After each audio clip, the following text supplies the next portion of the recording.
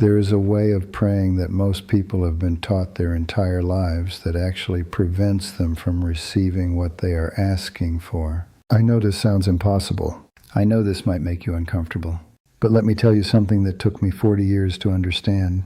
For 4 decades, I was a Jewish rabbi, and I prayed the way I was taught to pray, the way my father taught me, the way his father taught him. And I wondered why so many of my prayers felt like they were hitting the ceiling and falling back down on my head. I would spend hours in prayer, sometimes weeping, sometimes in silence, and I would walk away feeling more empty than when I began. And then one morning, in the smallest hours of the night, God showed me something in the Hebrew text that changed everything. Not just about prayer, about my entire relationship with Him. If you are going through something difficult right now, listen to me carefully. If you have been praying for something and you feel like God is not hearing you, if you have been asking and the heavens seem closed, what I am about to share with you is not theory. This is what the Torah has always taught. This is what Jesus himself practiced. This is the method that unlocks the door between your heart and the throne of God. And most people have never been told this because we have replaced conversation with performance, intimacy with ritual, and trust with bargaining. I grew up in a Sephardic Jewish home where prayer was the rhythm of our days. Before sunrise, my father would wrap himself in his tallit and begin to recite the ancient prayers, the same words that had been spoken for thousands of years. I learned to do the same. I memorized the prayers. I knew when to stand, when to bow, when to cover my eyes. I could recite the Shema in my sleep, but there was something missing, and I did not have the language to name it. I felt like I was speaking to someone who was not in the room. I felt like I was performing a duty instead of entering a presence. And for years I told myself that this was simply what faith required: discipline, repetition, obedience to the form. But then I began to study the prayers of the patriarchs. I began to look carefully at how Abraham prayed, how Moses prayed, how David prayed, and what I found shook me. None of them prayed the way I had been praying. They did not recite formulas. They did not perform rituals to convince God to listen. They spoke to Him like they knew Him, like they trusted Him, like they believed He was actually there, listening, caring, ready to respond. Abraham stood before God and argued for Sodom. Moses threw himself on the ground and begged God to spare the people. David wept and raged and confessed and thanked and questioned all in the same breath. And God called these men His friends. The Torah, the very scripture I had memorized from childhood, was telling me something I was not ready to hear. Prayer is not a performance. It is a conversation.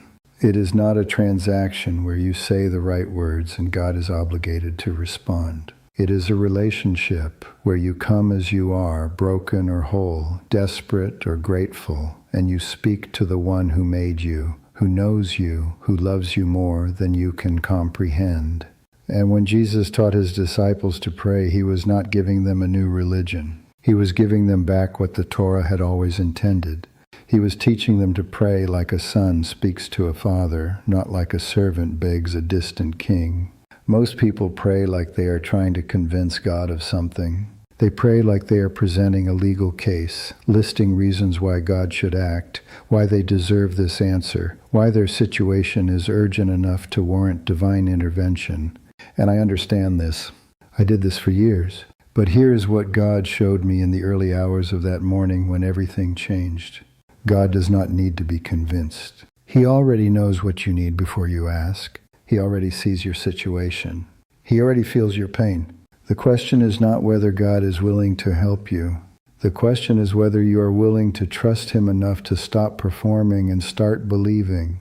In the Gospel of Matthew, Jesus says something that most people read too quickly.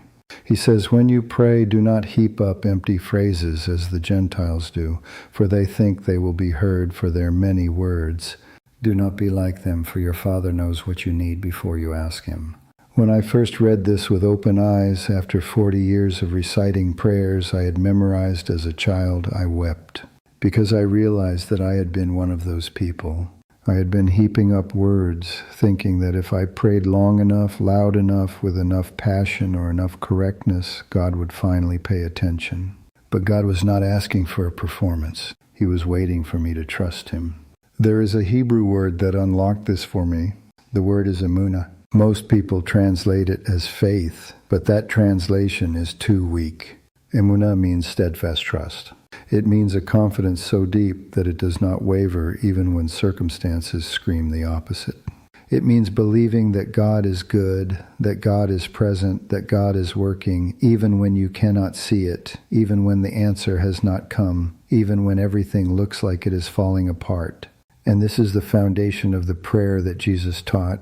Not begging, not bargaining, not performing, trusting. When you pray the way most people have been taught to pray, you are essentially saying to God, I do not trust that you care about this unless I convince you.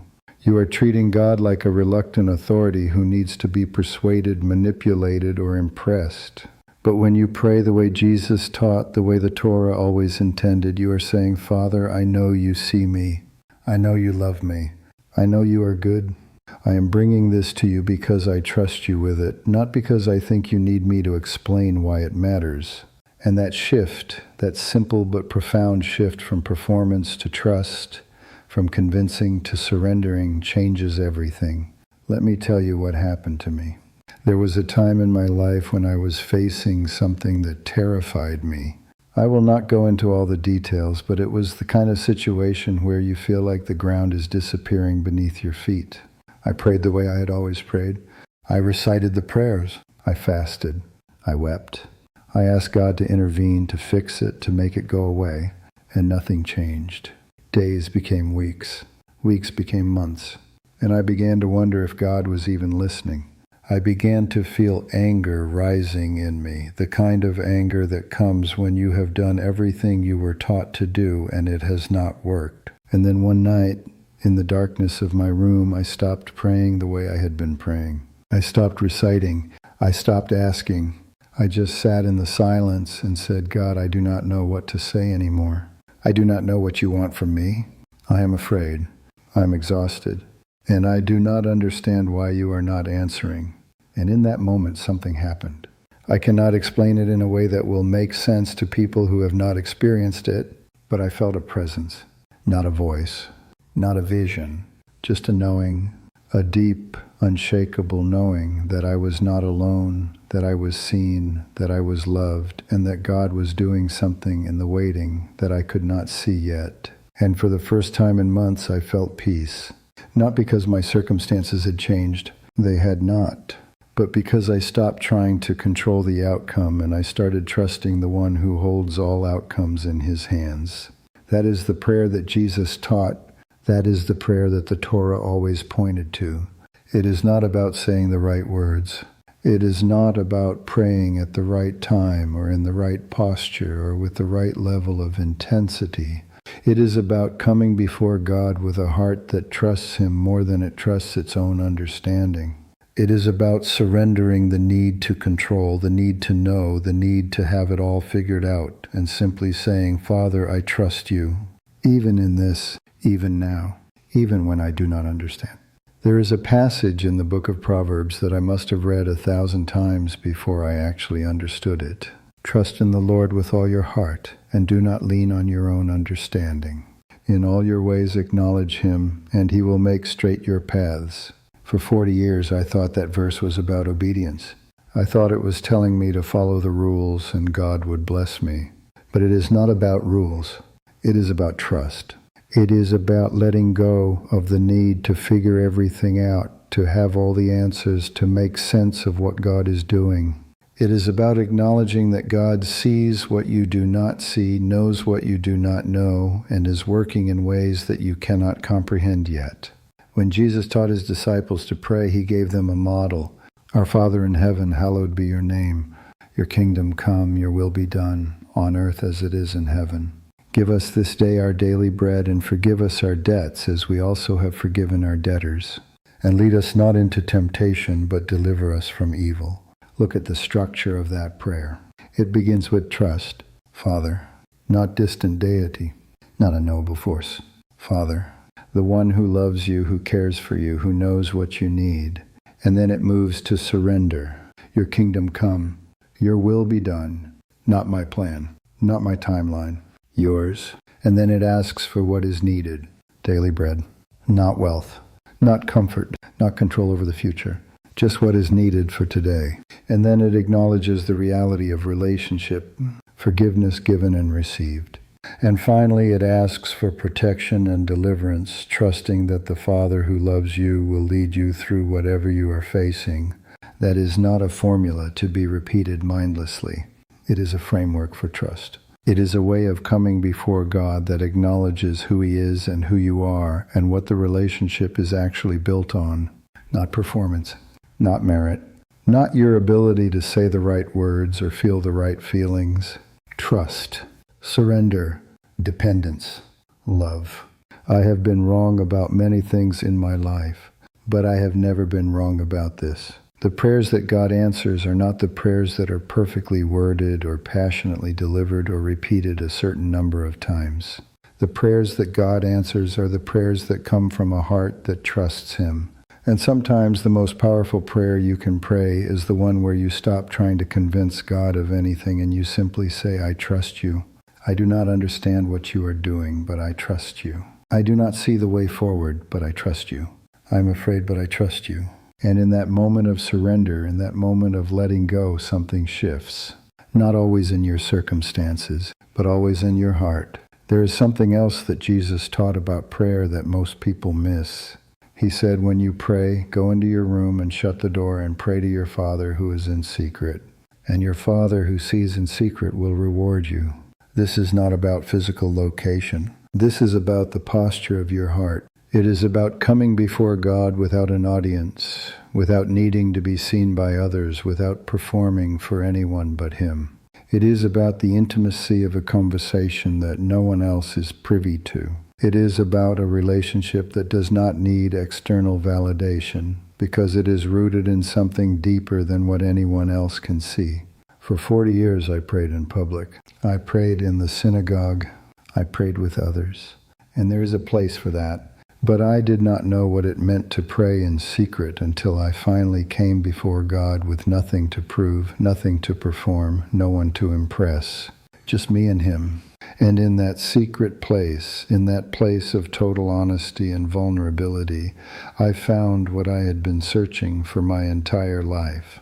Not answers, not explanations, not immediate solutions to my problems. I found Him. And I realized that He had been there all along, waiting for me to stop performing and start trusting. If you have been praying and you feel like nothing is happening, I want you to ask yourself this question. Are you praying to convince God, or are you praying because you trust Him? Are you presenting a case, or are you surrendering your heart? Are you trying to control the outcome? Or are you letting go and trusting that the one who loves you more than you can imagine is doing something you cannot see yet? Because the moment you stop trying to manipulate the answer and you start trusting the one who holds all answers, everything changes. Not because God suddenly decides to listen, but because you finally become able to hear what He has been saying all along. The Torah has always taught this. The prophets have always testified to this, and Jesus came to show us what it looks like in flesh and blood, a life of total trust, a life of complete surrender, a life that says, not my will, but yours, even in the garden, even in the darkness, even when the cup does not pass, not my will, but yours. And that is the prayer that moves heaven, not because it is eloquent, not because it is long, not because it is perfectly structured, but because it is true. Because it comes from a heart that has stopped trying to be in control and has finally learned to rest in the arms of the Father who has always been in control. So if you are carrying something heavy right now, if you are praying for something and you have not seen the answer, I want you to try something. Stop reciting. Stop performing. Stop trying to say the right thing in the right way. Just come before God and say, Father, I trust you. I do not understand, but I trust you. I am afraid, but I trust you. I am bringing this to you not because I think I can convince you to care, but because I know you already do. And I am choosing to believe that you are good, that you are present, that you are working, even when I cannot see it. That is the prayer that Jesus taught That is the prayer that the Torah always intended. That is the prayer that opens the door between your heart and the heart of God. And once that door is open, you will find that He has been waiting for you there all along, not with demands or conditions or requirements, but with love, with presence, with a Father's heart that has never stopped beating for you.